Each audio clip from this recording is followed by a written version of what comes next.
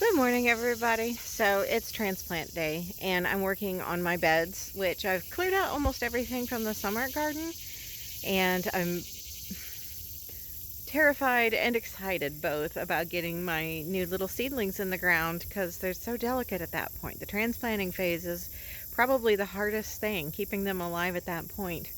But I thought you might like to see what my garden is like right before I start prepping it. So I've got the mulch out, lots and lots of mulch to kind of kill everything that I didn't want. And I marked off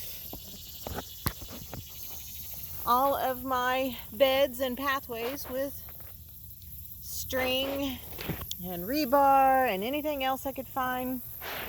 And my rows are totally not straight. And my husband he just shakes his head at me because every time I try to do something like that, it ends up wonky and a little unprofessional, and he does it so much better, and he does it with ease, but he doesn't do it. So I tell him, look, at least I got it done.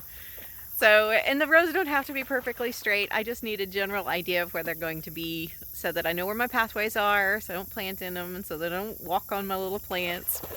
But this is what I'm going to be putting on my garden. I have a whole truckload of mushroom compost and peat moss. So that's what I'm going to be putting down. I'm going to rake all of the mulch out from my beds, and then I'm going to put down the peat moss and compost, and I'm going to rake it in just a little bit, but I'm not going to disturb the soil very much. And I've not done this before, this exact method. It seems like every year I do something new, and every time I take a video I say I've never done this before, so I'm going to find out what happens.